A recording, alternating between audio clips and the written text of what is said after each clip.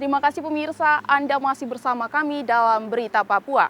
Untuk Anda yang baru bergabung, kami akan menyajikan kembali 3 berita utama hari ini.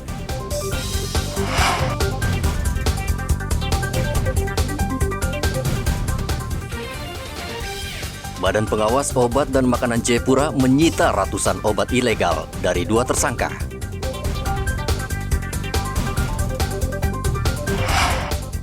BMKG meminta warga Merauke waspada banjirop.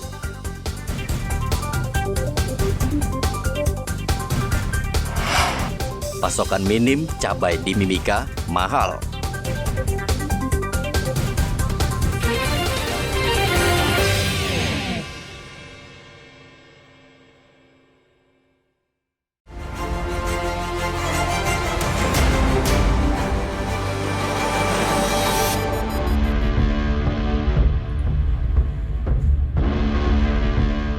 Kelompok kriminal bersenjata KKB kembali berulah. Kali ini menyandera 4 pekerja menara telekomunikasi atau BTS Bakti Kominfo di distrik Ogbab, Kabupaten Pegunungan Bintang, Provinsi Papua Pegunungan. KKB mengajukan tuntutan tebusan sebesar 500 juta rupiah sebagai syarat pembebasan para sandera. Saat itu 6 pekerja BTS Bakti Kominfo yang dipimpin Kepala Dinas Informasi dan Komunikasi Kabupaten Pegunungan Bintang, Averus Sanuari, bertolak dari Oksibil menuju distrik Ogbab menggunakan pesawat Elang Air. Namun saat tiba di lapangan terbang Ogbab, rombongan langsung dihadang 5 orang yang menyatakan sebagai anggota KKB. 4 pekerja yang disandera bernama Asmar, Peas Kulka, Senus Lepitalen, dan Ferry. 2 hari kemudian, seluruh sandera dibebaskan.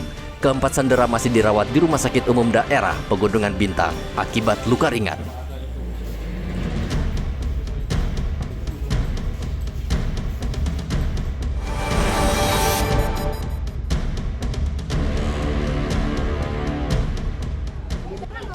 Warga kilometer 14 Kota Sorong, Papua Barat Daya dikejutkan penemuan jenazah yang dalam kondisi hangus terbakar di belakang rumah miliknya. Saksi mengatakan saat itu korban hendak menyalakan kompor minyak, namun kompor meledak dan api mengenai tubuh korban.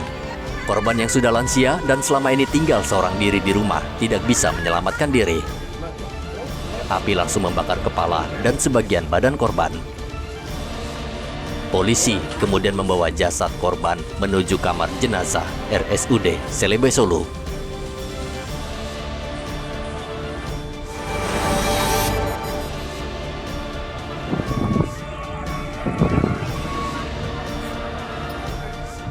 Kapal jenis speedboat milik pemerintah Kabupaten Teluk Wondama, Papua Barat terbakar saat hendak berlabuh di dermaga pelabuhan Kuripasai, distrik Wasior. Kebakaran ini menyebabkan seorang kru kapal meninggal dunia dan 2 orang lainnya menderita luka bakar. Kebakaran terjadi saat perahu cepat hendak mengisi bahan bakar minyak untuk mengantar Bupati Wondama. Warga di lokasi kejadian mencoba memadamkan api, namun api justru semakin besar hingga menghanguskan seluruh badan speedboat. Tulang-tulang jangan terlalu angkat begitu. Yesus.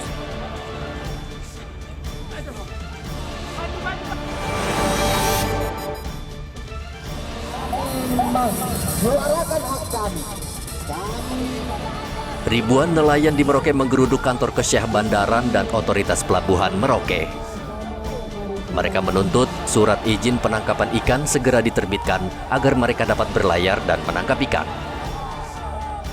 Para nelayan ini sempat emosi dan kesal karena pejabat di kantor KSOP Merauke selama 6 bulan hanya mengumbar janji dan surat izin penangkapan ikan tersebut tidak kunjung terbit.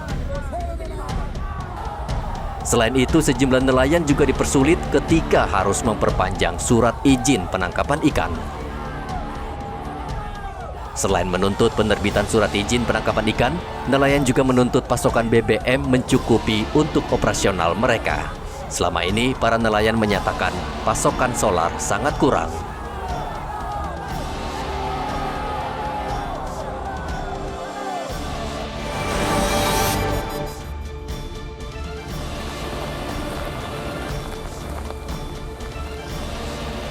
Hujan deras yang mengguyur kota Merauke sejak pukul pagi hingga siang menyebabkan sejumlah kawasan tergenang air.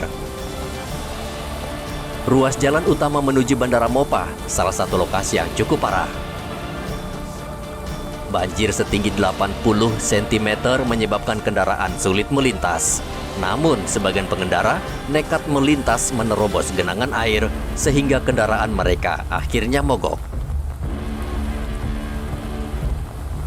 Warga sudah lama mengeluhkan banjir yang kerap menggenangi jalan menuju bandara. Menurut mereka, penyebab utama adalah saluran air yang mampat dan tidak pernah dibersihkan.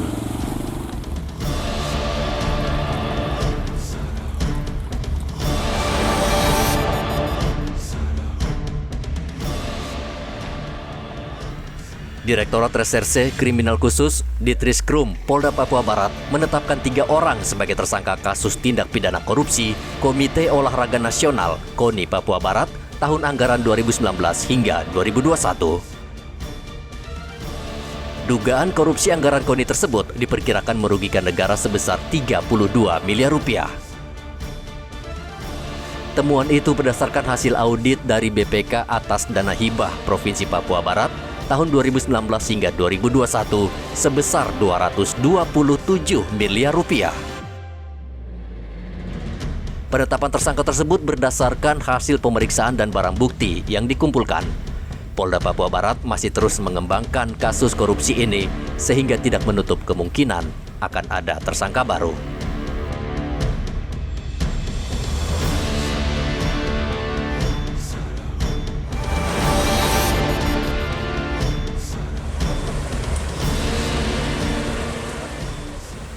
Polisi rutin berpatroli dengan menyusuri sejumlah ruas jalan di Timika, seperti Jalan Cendrawasih, WR Supratman, Jalan Hasanuddin, Jalan Ahmad Yani, hingga ke kawasan Bandara Moses Kilangin. Rute tersebut merupakan jalan di kota Timika yang kerap terjadi kecelakaan lalu lintas serta rawan kriminalitas. Patroli dilakukan Polres Mimika untuk menciptakan kondisi di kota Timika tetap aman dan tertib. Patroli rutin dilakukan oleh sekitar 40 personel baik dari Satlantas, Satreskrim, dan bagian Intel Polres Mimika.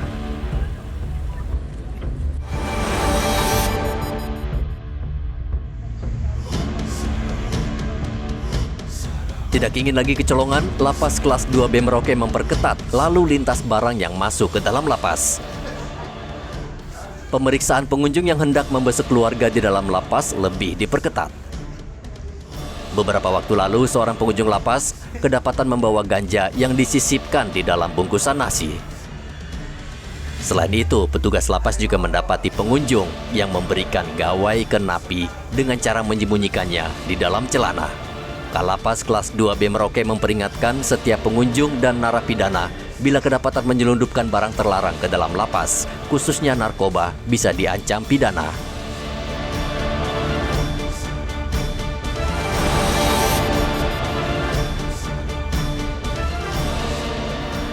410 jemaah haji asal kota Jayapura ini akan berangkat ke Tanah Suci. Tentu mereka sudah tidak sabar lagi setelah sekian lama menabung untuk menunaikan rukun Islam yang kelima. Calon jemaah haji ini dilepas penjabat wali kota Jayapura Frans PK di Aula Asrama Haji Jayapura. Mereka dijadwalkan berangkat pada 29 Mei mendatang melalui embarkasi Makassar, Sulawesi Selatan. Jumlah calon jemaah haji kota Jayapura tahun ini lebih banyak dibanding tahun 2019, sebanyak 352 orang.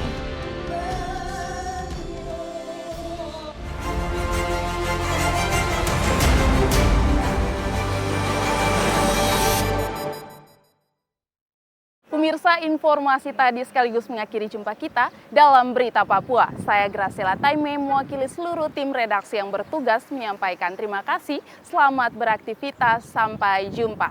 Wanyambe.